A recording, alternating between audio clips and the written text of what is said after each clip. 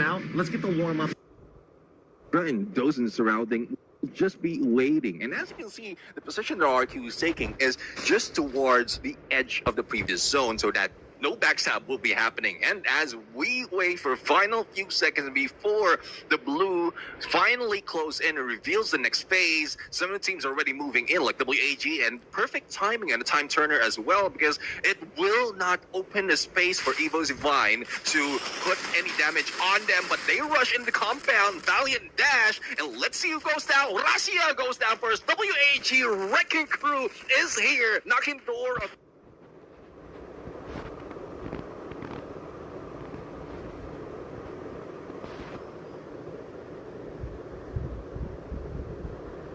Evo's Divine, and as quickly as that, 3 players eliminated, only 1 remains from Evo's. It's not over just yet. At this point, Heavy and as well as BTR Vitality have probably saw the shots going through, but we need to cut back over to Kagendra, who's waiting on the southern side of that clock tower. RRQ, the only defense to protect this hillside. Abe looking to take out Irab. Boots has already knocked himself down, as per usual, down to the brand, but RRQ convincingly take out Kagendra in 8th spot, controlling the southern side of the territory. Now, as we see the teams slowly push up towards Bima Sakti Strip, Heavy and as well as BTR have really good positions to start pushing WAG out of the zone entirely, assuming that the ring pulls down towards the southern side. We know that the eastern side is pretty much untouched, right? The peak's not going to be touched at all. However, it doesn't fall into the zone. And we want RRQ to start rotating towards the southern side, because if they do take that north side, it's going to be a long walk, and I'm pretty sure that BTR is going to spot them on their way up there. Now, let's see, though. I mean, they put up that UAV, not spotting anyone. So I guess that's a good plan for RQ to go into the right side. But as you mentioned, they are going in the southern side of this map. Probably this is the time that they're farming for points. So imagine, like, if they spot anyone on peak, then probably that's where they would rotate, because it's a little bit too late in this game and they want, or they need those elimination. But right now, they're just staying in the edge, making sure that they are safe and not so much of contention as well as where they are compared to the other parts of the map. In the northern part, wherein we saw earlier, there's a huge buildup of teams out there, like Evo's Divine's final player, Aim God, as well as WAG, BTR, and Team Heavy, who I thought was moving up in Bima Sakti, but the moment that that second circle or that previous next circle shows up, they were just hanging in there. And this is the same gameplay that Heavy did in Purgatory. A little bit of slowdown, but they did grab that booyah from yesterday. So let's see if they can repeat it right now. They're just putting themselves in a position which allows opportunities for them to participate in fights, right? To still be part of this total scoreboard, because unfortunately they can't go the RRQ route where they can just chill out and wait, because they desperately need these points to start catching back up into that top 6. For now, even Flash has the same idea, though it is their personality to kind of play a little bit slower and really focus down on the final rings of the game and get those positional points. They have been getting better at their clash squatting overall. Now, WAG looking for that last member of EVOS to control the complete entirety of the northern side of the Sakti Strip, but Heavy is putting enough pressure on them, forcing WAG to make a decision now. It's not worth, we need the position, we have to fight. Great use of Steffi right now, just to make sure that no one will be able to grenade them overall. But there you have it, a rampage once again, and this is where WAG is showing great dominance. We've seen this from Heavy from yesterday, but DTR would be the ones winning this fight. And what surprise, Heavy survived that onslaught, but still BTR finished 2 teams in there. I'm not sure how many points they grabbed in there, but that was a lot. Now, RRQ, final player from Team Flash, has been eliminated, and it has brought us down to 3 teams, 2 from Indonesia and 1 from Vietnam. And that's why it's so important to make sure you have some frag grenades to flush out these areas or these tight spaces as quickly as possible. Because if that fight finished a little sooner for either WAG or even Heavy, maybe they would have had enough time to spread out and actually stop BTR from walking back in. And right now, BTR with huge momentum, RRQ taking out 2 squads cleanly by themselves. Currently at 8 eliminations is going to put them in a pretty good spot. But even GOW, we can't count them out just yet, because they still have all of their squad members alive and they are positioned already in the next ring. Now let's see though, and BTR need to be at a standstill right now, similar to what RQ is doing. And Maal might be caught off guard, though he does have an angle, and mostly he's the one in the pack line finding that opportunity to take down BTR. They have it spotted already, but it's a good thing that they're using those trucks as well as some elevation. But no! Dude says no to Dix, and he will be put down. Koja almost out as well. Riptide Rhythm to clear out those glue walls, but 3 players still survive. But I think the pressure from GOW would be hot for the side of BTR, and they need to be careful. They've done the deed already, 11 elimination, but let's see if they can finish off one team before they go down or before they go in the final fight with RRQ. And I guess they're doing it. Demon is already down. M590 is already being pulled out by 2 players, but here comes RRQ to finish them off. GOW wins the fight. RRQ is now the next contender, and GOW is slowly dwindling. RRQ gets the booyah. A very clean map 1 on Bermuda for RRQ. They took it real slow, took 2 clean squad fights, and then everything fell into place at the very end. BTR, as much as they are aggressive, the momentum is huge on their side. Unfortunately, the brass tacks was just a little too high as they rotated, and Maal alongside dudes made sure that they had to pay the price. Definitely. I mean, they did pay the price, but they have great potential. If it wasn't for the blue, they could have been a little bit safe, force RRQ to go against GOW, or either way, or vice versa, and then BTR might be taking it, be able to take advantage of that. It's just unfortunate that is the RNG that Battle Royale has to offer, but RRQ, they played it well. Similar to what we've seen top teams really do it. Passive from the beginning, no points from the first 10 minutes, and then they just start farming towards the end and even grabbing a booyah. I mean, that's the way that you want to play the game for now, especially in the grand finals, right? Because you're trying to maximize these points as much as you can by mitigating the risks alongside it.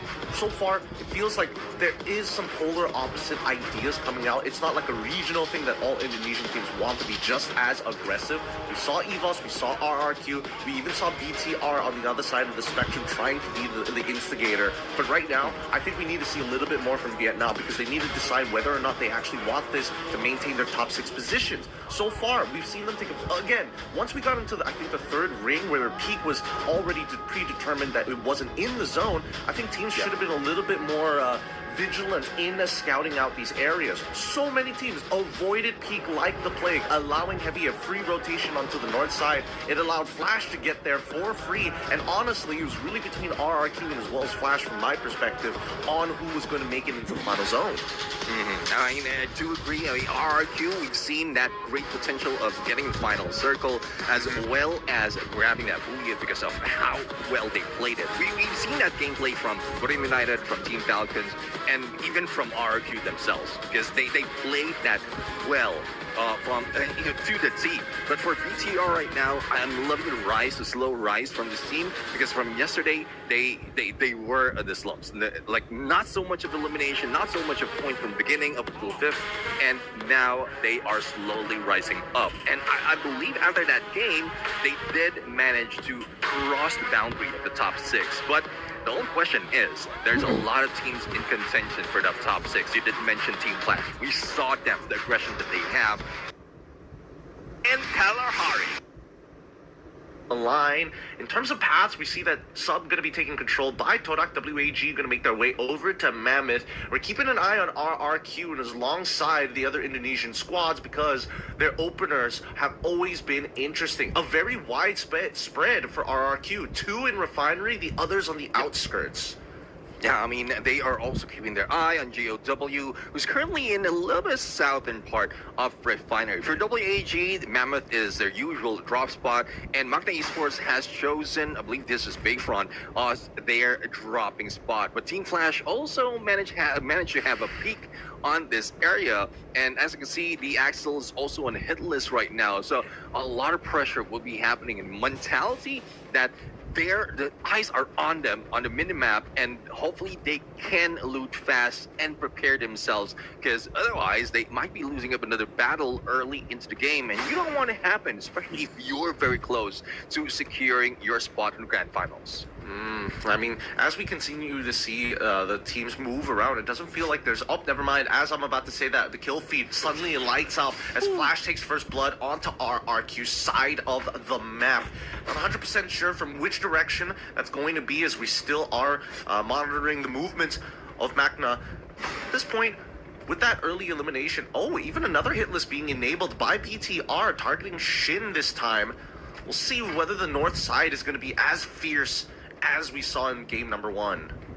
Yeah, I mean, and that's one thing that we seldom see. Mostly in the middle is where the congestion of the teams is happening, and there's a lot of people contesting Refiner right now. But, well, after RQ has received that knockdown, I believe there's only one knockdown in the recovery. Quick recovery has been done by RQ. Team Flash is now a little bit spread too thin, and they need to recruit because Evos has spotted them in tries as well. And Evos is one of the team who have great dominance in the long range, similar to what we've seen in RQ. And this Galari map can help them get a few more of those points and probably deny some of the teams that they don't want to go into the grand finals. But it's tough to call because you really don't know who you're battling with, especially for those who are similar to GOW. Nobuya, no problem for them. They're still in top spot in this day or after yesterday, and with a performance earlier, they're still maintaining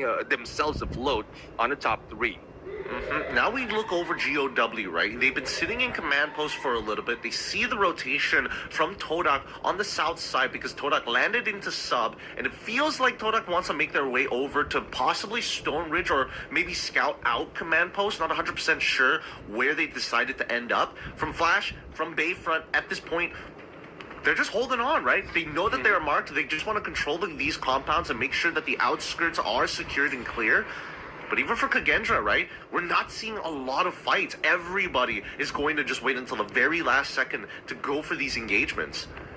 All right, teams, I was just kidding earlier. As I said, it will be slow, but I'm not expecting it to be slow. I mean, at least start off some engagement. We want to see an early engagement, and there you have it. Heavy giving me the chance to see some of the fights right now against Magna Esports.